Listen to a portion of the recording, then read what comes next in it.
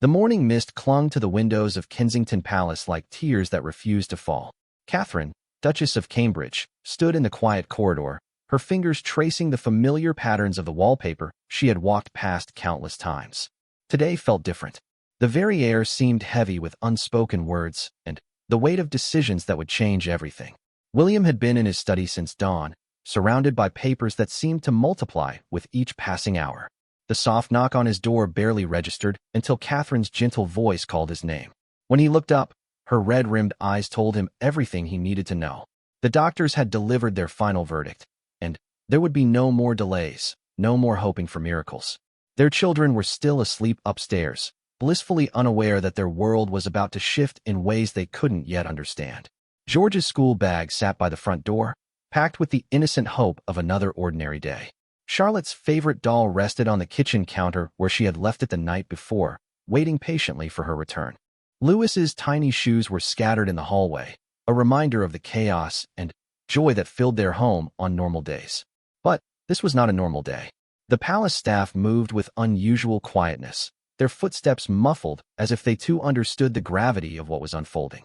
Margaret, the housekeeper who had been with the family since William's childhood, wiped her eyes with her apron when she thought no one was looking. Even the guards at the gate seemed more solemn than usual, their uniforms pressed with extra care, as if preparing for something momentous. Catherine had always been the strong one in moments like these. She was the one who held everything together when the press became too invasive, when royal duties demanded more than seemed humanly possible, when the weight of the crown felt too heavy for mortal shoulders. But today, she felt her strength wavering like a candle in the wind. William reached for her hand across the mahogany desk that had belonged to his grandmother. His fingers, usually so steady and sure, trembled slightly as they intertwined with hers. They had faced many challenges together, the scrutiny of millions, the loss of his mother's presence at their wedding, the constant pressure of public life. Yet nothing had prepared them for this moment. The phone calls had been the hardest part. William's voice had cracked when he spoke to his father, and Catherine had to take over when he couldn't continue. Charles had listened in silence, the weight of his own memories making it difficult to find the right words. Harry's reaction had been immediate and heart-wrenching, a raw reminder of how loss could tear through a family like lightning through an ancient oak tree. As the morning progressed, the palace began to take on the atmosphere of a place holding its breath. The staff prepared quietly, their movements efficient but careful. Fresh flowers were arranged with extra attention to detail, as if beauty could somehow soften the sharp edges of grief. The children's breakfast was prepared just as they liked it. George's toast cut into triangles, Charlotte's juice in her special cup with the unicorns, Louis's cereal with just the right amount of milk. Catherine found herself in the nursery, surrounded by the toys and books that had filled so many happy hours. The rocking chair where she had sung countless lullabies creaked softly in the morning breeze from the open window. She picked up a small wooden horse that Louis had been playing with the night before, its paint worn smooth by tiny fingers and endless adventures. William appeared in the doorway, his usually immaculate appearance showing signs of the sleepless night they had both endured. His tie hung loosely around his neck, and his hair bore the marks of anxious fingers running through it. For a moment, they simply looked at each other across the room, filled with reminders of their life together. The weight of royal protocol had always been a part of their relationship, but, in this moment, they were simply a husband and wife facing an impossible situation. The crowns and titles meant nothing compared to the love they shared and the family they had built together. Yet those very titles were what made this moment so complicated, so public, so final. Margaret appeared with tea, her usual cheerful chatter replaced by gentle silence. She had seen the family through celebrations and sorrows, births and losses. Her weathered hands shook slightly as she set down the delicate china cups, the same pattern that had graced royal tables for generations. The tea was prepared exactly as Catherine preferred it, a small comfort in a morning devoid of ease. The children began to stir upstairs, their voices carrying down the hallway like music that would soon be silenced. George's laugh echoed from his room as he played with his toy soldiers, creating adventures and victories in his imagination. Charlotte hummed a tune she had learned at school, her sweet voice mixing with the morning birdsong outside her window. Louis babbled happily in his crib, talking to his stuffed animals in the special language that only toddlers understand. Soon they would have to gather the children, to find words that could explain the inexplicable. How do you tell a child that their world is changing forever? How do you prepare young hearts for a goodbye that will echo through their lives? William and Catherine had discussed this moment countless times, but theory and reality were worlds apart. The palace grounds stretched out beyond the windows, green and peaceful in the morning light. The same paths where they had walked hand in hand during their courtship now seemed to mock the certainty they had once felt. The garden where they had played with their children on countless afternoons looked smaller somehow, as if grief had the power to shrink even the most expansive spaces. Catherine's phone buzzed with messages from her family, each one offering love and support, but unable to bridge the distance that duty and circumstance had created. Her mother's words, usually so practical and grounding, felt hollow against the magnitude of what they were facing. Even Pippa's attempts at humor, so often a lifeline during difficult times, couldn't penetrate the fog of sorrow that had settled over the palace. The sound of footsteps in the corridor announced the arrival of their private secretary, carrying the documents that would make everything official. His face, usually composed and professional, showed traces of the emotion that even the most seasoned palace staff couldn't entirely hide. He had been with them through triumphant tours and challenging times, but this was uncharted territory for everyone involved. William stood to greet him, his shoulders straightening in the automatic way that years of royal training had ingrained. But his hand remained firmly clasped with Catherine's, an anchor in the storm that threatened to overwhelm them both. The papers were placed on the desk with reverent care, as if they contained something sacred rather than the legal language that would tear their world apart. The afternoon sun cast long shadows through the windows of the drawing room, where the family had gathered for what would be their last meal together under the same roof. The dining table, usually a place of laughter and gentle chaos, felt enormous despite being set for just 5 people. George sat quietly, his usual chatter replaced by the intuitive understanding that children possess when something important is happening around them. Charlotte picked at her favorite sandwich, her eyes moving between her parents with the sharp perception that had always made her wise beyond her years. She had inherited her mother's ability to read emotions in the space between words, and the careful way everyone was speaking told her more than any explanation could. Louis, oblivious to the undercurrents of sadness, played happily with his food, creating small mountains of mashed potatoes that he demolished with his spoon. William had rehearsed the conversation in his mind 100 times, but when the moment came to speak, the words seemed to stick in his throat like thorns. Catherine reached across the table to touch his hand, her own trembling slightly despite her efforts to remain composed. The simple gesture gave him the strength he needed to begin the most difficult conversation of his life. The explanation came in careful, gentle words that wrapped around the truth without revealing its sharp edges. They spoke of duty and responsibility, of difficult choices that adults sometimes have to make for reasons that are hard to understand. George listened with the serious expression he wore when trying to puzzle out something complicated, while Charlotte's eyes filled with tears she was too young to fully comprehend. Margaret hovered in the doorway, pretending to dust furniture that was already spotless.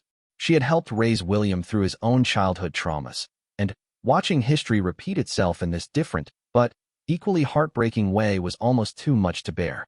Her own children lived far away, and this royal family had become her own in all the ways that mattered. The afternoon wore on with a strange mixture of normalcy and finality.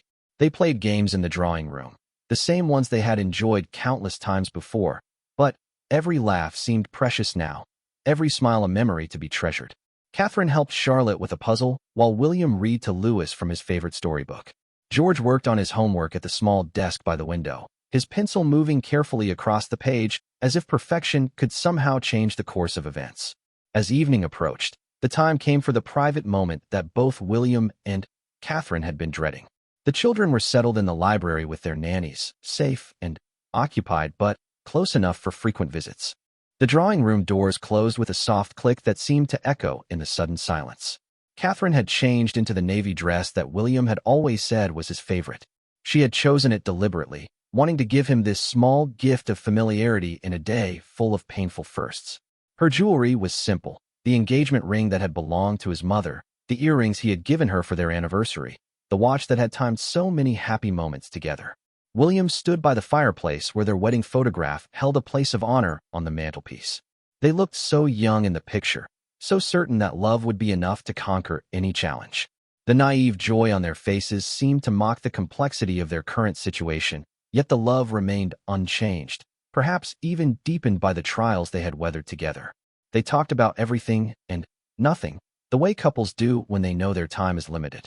They remembered their first meeting, the awkward dinner dates that had slowly blossomed into something deeper, the moment when they both knew that their lives would be forever intertwined. They laughed about George's first words, Charlotte's stubborn streak that reminded everyone of her grandmother, Louis's infectious giggle that could lighten even the darkest days. The conversation turned to practical matters, arrangements that needed to be made, people who needed to be contacted, decisions that would shape the children's future. But these topics felt surreal, like planning for someone else's life. How do you organize the dissolution of everything you've built together? How do you divide a love that has been the foundation of everything?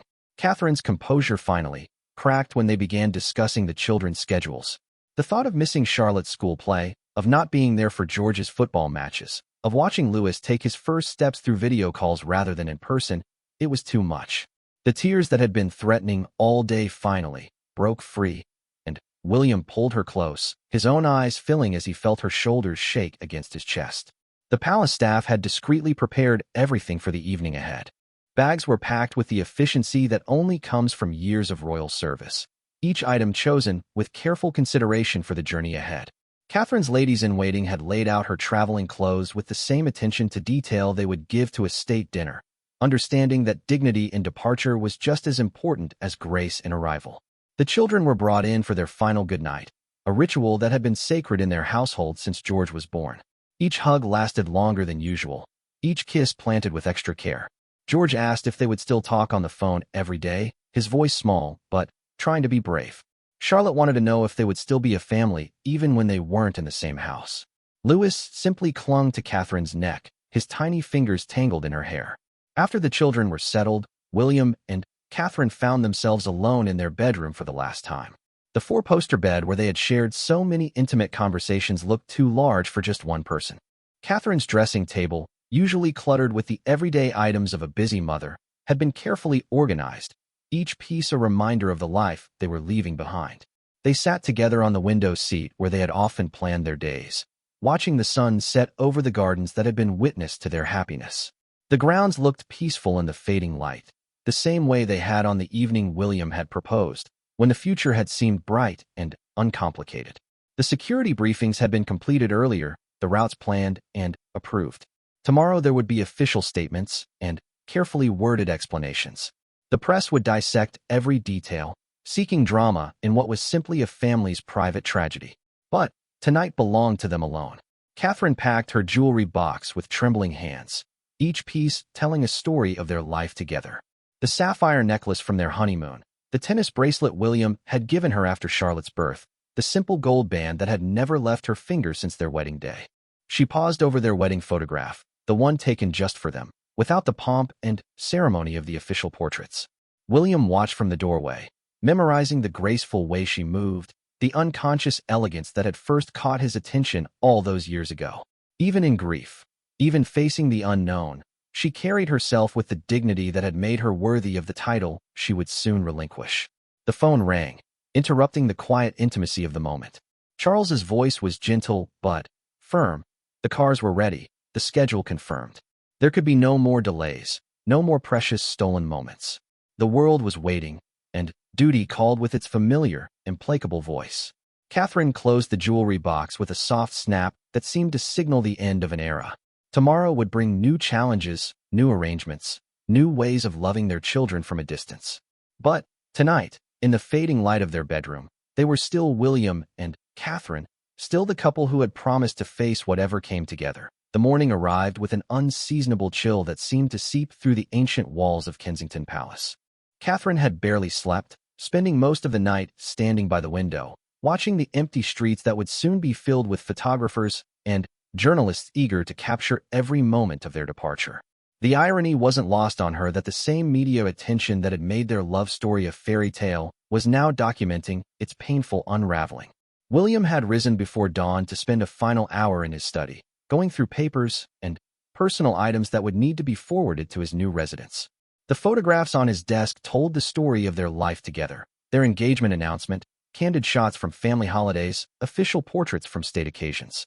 Each image was a chapter in a book that was now coming to an unexpected close. The children were unusually quiet during breakfast, sensing the tension that filled the air like electricity before a storm. George pushed his cereal around his bowl, while watching his parents with the careful attention of a child who knows something is wrong, but isn't sure what. Charlotte sat closer to Catherine than usual, her small hand resting on her mother's arm as if trying to provide comfort beyond her years. Margaret had prepared their favorite breakfast foods with extra care, understanding that these might be the last meals they would share together for a long time. The smell of fresh scones and William's preferred coffee filled the breakfast room, but no one seemed to have much appetite. Even Louis, usually enthusiastic about his morning meal, seemed to pick up on the subdued atmosphere. The morning routine continued with forced normalcy. Baths were drawn, clothes were selected, teeth were brushed. But underneath these familiar activities lay the knowledge that everything was about to change. Catherine helped Charlotte choose her outfit for the day, taking extra time with her hair and making sure her favorite hair clip was perfectly placed. These small acts of motherly care took on enormous significance when viewed through the lens of impending separation. William spent precious minutes with Louis, reading him a story and helping him stack his building blocks into towers that crashed down with delighted giggles. The sound of his youngest son's laughter was both a gift and a torment, a reminder of all the moments he would miss in the days and weeks to come. He committed every detail to memory. The way Louis's nose wrinkled when he smiled, the determined expression he wore when concentrating on his toys, the trusting way he climbed into his father's lap. The palace staff moved with practiced efficiency, but their usual cheerful chatter was replaced by respectful silence. They had become like extended family over the years, sharing in celebrations and providing support during difficult times. Today they struggled to maintain their professional composure while their hearts broke for the family they had served with such devotion. Catherine's mother arrived earlier than expected, her usually composed demeanor showing cracks of emotion that she tried desperately to hide for the children's sake. The embrace between mother and daughter lasted longer than usual, both women drawing strength from each other for the challenges that lay ahead. Carol Middleton had always been Catherine's anchor, and today that role felt more crucial than ever. The official cars arrived precisely on schedule, their black exteriors polished to a mirror shine despite the overcast sky. The sight of them through the palace windows made everything suddenly, terrifyingly real. Up until that moment, there had been a dreamlike quality to the morning, as if they were all participating in an elaborate dress rehearsal for a play none of them wanted to perform. William carried Louis to the window to watch the cars arrive, explaining in simple terms that Daddy had to go on a trip, but would call every day. The toddlers seemed more interested in the shiny vehicles than the significance of their presence, but George and Charlotte understood immediately what the cars represented. Charlotte's lower lip began to tremble, while George straightened his shoulders in an unconscious imitation of his father's bearing. The goodbye scene in the palace foyer was choreographed with the precision that royal life demanded, but no amount of protocol could prepare them for the emotional reality. Catherine knelt down to embrace each child, her voice steady despite the tears that threatened to spill over. She promised bedtime stories over video calls, help with homework through phone conversations, and constant love despite the physical distance. William's farewells were equally heartbreaking. He gave George a small wooden horse, similar to one his own father had given him years before, explaining that it would keep him company until they could be together again. Charlotte received her father's handkerchief, embroidered with his initials, and was told to keep it safe for him. Louis got extra kisses and tickles, blissfully unaware that this wasn't just another temporary separation. Margaret stood to the side, dabbing at her eyes with her own handkerchief. She had raised William through his mother's death and had hoped never to see such sorrow in the palace again.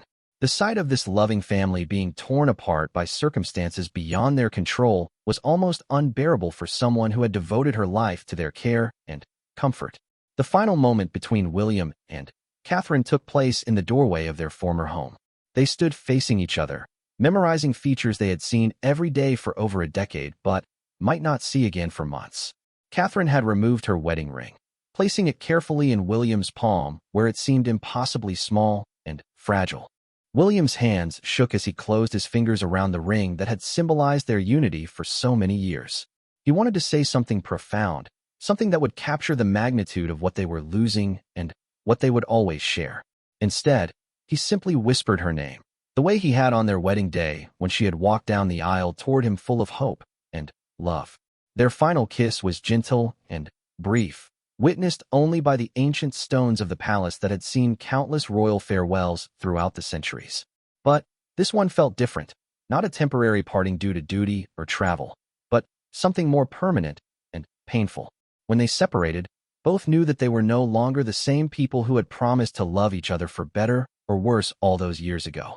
Catherine walked to her car with the measured pace that years of royal training had ingrained in her, even though every instinct screamed at her to run back to the children who were watching from the palace windows. She didn't look back, not because she didn't want to, but because she knew that seeing their faces one more time might shatter what remained of her carefully maintained composure.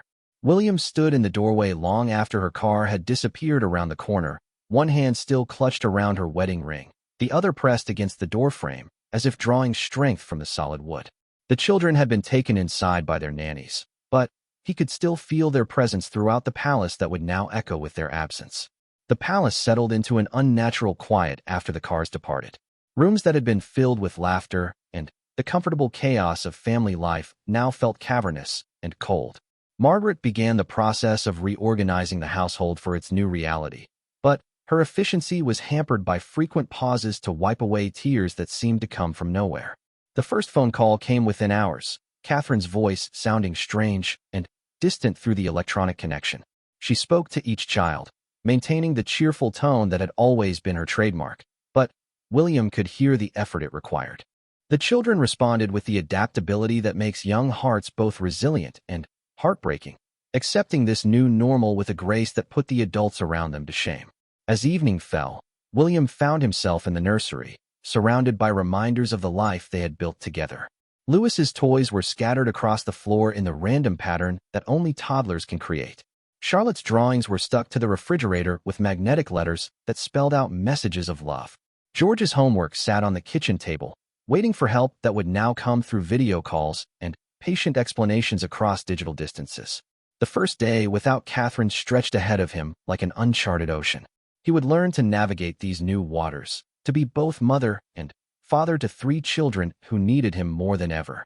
But tonight, in the quiet of the palace that had been their sanctuary, he allowed himself to grieve for the family they had been and mourn the future they would never share. 3 months had passed since that devastating morning at Kensington Palace, and the world had settled into a new rhythm that nobody had wanted but everyone had learned to navigate. The children's bedrooms still looked the same, but the atmosphere had shifted in subtle ways that only those who lived within the palace walls could truly understand. Morning routines continued with clockwork precision, yet the absence of Catherine's gentle voice calling out reminders and encouragement created an echo that no amount of adjustment could fill. George had thrown himself into his studies with an intensity that both impressed and worried his teachers. At 8 years old, he seemed determined to be the man of the house, straightening his shoulders and speaking with a formality that broke William's heart. During their nightly video calls with Catherine, George would recite his accomplishments like a soldier reporting to a commanding officer, desperate to make his mother proud from whatever distance now separated them. Charlotte had become even more protective of Louis, following him around the palace like a devoted shadow. At 6, she had appointed herself as his unofficial guardian, making sure his toys were organized, his snacks were properly distributed, and his bedtime stories were read with the same voices and inflections that Catherine had used. Her maternal instincts had emerged full force, a beautiful yet heartbreaking response to the void in their family structure. Louis, now walking more confidently, would toddle through the palace calling for Mama in his sweet, confused voice. William had learned to scoop him up quickly during these moments, distracting him with games and silly faces until the toddler forgot what he had been seeking. The nannies were wonderful, but they could never replace the unique comfort that only a mother's presence could provide. The video calls had become the cornerstone of their new existence. Every evening at precisely 6 o'clock, the family would gather in the drawing room, arranging themselves in front of the laptop screen like actors preparing for a performance. Catherine would appear in whatever location she was calling from that day, her smile bright but brittle, her eyes searching each of their faces for signs of happiness or distress. These digital reunions were simultaneously the best and worst parts of their days. The joy of seeing Catherine's face and Hearing her voice was always tinged with the frustration of not being able to reach through the screen and touch her hand or smell her familiar perfume. The children had learned to hold up their drawings and school projects to the camera, creating a virtual show and tell that had become their new normal. William had discovered depths of strength he never knew he possessed. Mornings began before dawn as he reviewed his schedule with his private secretary, balancing royal duties with single parenthood in a way that would have seemed impossible just months earlier. He had learned to braid Charlotte's hair, though his efforts still couldn't match Catherine's elegant touch. He had mastered the art of Louis's bedtime routine, finding his own versions of the songs and stories that helped settle the energetic toddler.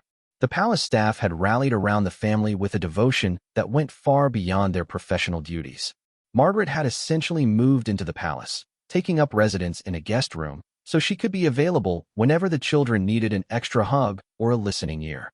The nannies worked overtime, not because they were asked to, but because they had genuinely fallen in love with these remarkable children who were handling their circumstances with such grace. Catherine's absence was felt in countless small ways throughout each day. The coffee maker, which she had programmed to brew William's preferred blend each morning, continued its automated routine despite having no one to appreciate the gesture. Her favorite chair in the breakfast nook remained empty, creating an asymmetrical feeling to meals that no rearrangement of furniture could fix. Her perfume bottle sat untouched on the dressing table, a reminder of mornings when getting ready had been a shared ritual rather than a solitary task. The children had each developed their own ways of staying connected to their mother across the physical distance. George had started a journal that he read to Catherine during their calls, chronicling everything from football scores to funny things Louis had said. Charlotte drew pictures every day, creating an elaborate story that continued from one drawing to the next, with Catherine as the heroic queen who would eventually return to save the kingdom. Louis's connection to his mother was more primitive, but no less profound. He had claimed one of Catherine's silk scarves, carrying it with him throughout the palace, and insisting that it be present during meals and playtime. The fabric still held traces of her scent, providing comfort that transcended his limited understanding of their separation. William's own coping mechanisms were more complex and harder to define. He found himself working longer hours, throwing himself into royal duties with an intensity that impressed his staff and worried his father. Late at night, after the children were asleep, he would walk through the palace corridors, remembering conversations and moments that had seemed ordinary at the time, but now felt precious beyond measure. The media attention had been relentless in the early weeks, with photographers camping outside the palace gates and reporters analyzing every public appearance for signs of emotional distress. William had learned to maintain his composure during official events, but the effort required was exhausting. He found himself grateful for the mundane aspects of royal protocol, the formal speeches and ceremonial duties that provided structure when his personal life felt chaotic. Charles had become a more frequent visitor to Kensington Palace, understanding from his own experience how devastating family upheaval could be for young children. His presence provided stability and continuity, but also served as a reminder of the complex web of duty and tradition that had contributed to their current situation. The conversations between father and son were careful and measured, both men treading lightly around topics that carried too much emotional weight. Harry's support had been unwavering, despite his own complicated relationship with royal life. He video-called the children regularly, bringing laughter and silly games that provided welcome relief from the serious atmosphere that sometimes settled over the palace. His own experiences with family trauma had given him unique insight into what George and Charlotte were experiencing, and he made sure they knew they weren't alone in navigating these difficult waters. The seasonal changes had marked the passage of time in ways that felt both natural and surreal. Spring had arrived at the palace with its usual fanfare of blooming flowers and longer days, but the beauty felt hollow without Catherine there to enjoy the garden she had helped design. The children's Easter egg hunt had proceeded as planned, but William found himself constantly looking for Catherine's approving smile or shared glance of amusement at their offspring's competitive determination. Charlotte's 6th birthday had been the first major milestone they had faced without Catherine physically present. The party had been scaled down but still magical, with Catherine participating via video call and watching her daughter blow out candles through a screen. The moment when Charlotte had wished for her mother to come home had left few dry eyes among the adults present, and William had struggled to maintain his composure while helping her cut the cake. The children's resilience continued to amaze everyone around them. They had adapted to their new reality with a flexibility that adults could only admire and attempt to emulate. George had become protective of his siblings in ways that showed maturity beyond his years, while Charlotte had developed an intuitive understanding of when Louis needed extra comfort or attention. As summer approached, bringing with it the promise of school holidays and increased time together, the family had found their rhythm within their altered circumstances. The pain of separation hadn't diminished, but it had become manageable, woven into the fabric of their daily lives in ways that allowed them to function and even find moments of joy. The love that bound them together had proven stronger than physical distance or changed circumstances. Every bedtime story told over video call, every drawing shared through digital screens, every whispered, "I love you," across electronic connections served as proof that their family remained intact despite the geography that separated them. William had learned that being a single parent to 3 young children while maintaining his royal responsibilities was perhaps the most challenging role he had ever undertaken. Yet he had also discovered reserves of patience, creativity, and strength that surprised him. The man who had once relied on Catherine for emotional support had found ways to provide that same stability for their children. The palace that had once echoed with family laughter had found new sounds to fill its ancient halls. Louis's determined attempts at conversation, George's practiced piano scales, Charlotte's off-key but enthusiastic singing, and William's patient responses created a symphony different from what had come before, but no less meaningful. As the sun set over Kensington Palace that evening, painting the windows with golden light, William gathered his children for their nightly call with Catherine. The laptop screen flickered to life, revealing her familiar face in whatever corner of the world she was calling from that day. For 30 precious minutes, they would all be together again, separated by technology, but united by love that no distance could diminish. The children crowded around the screen, eager to share their day's adventures, and hear their mother's voice telling them how proud she was of their bravery and resilience. In these moments, the palace felt complete again, filled with the laughter and chatter that made any house a home. And though tomorrow would bring new challenges and continued separation, tonight they were simply a family, finding ways to love each other across whatever distances life had placed between them.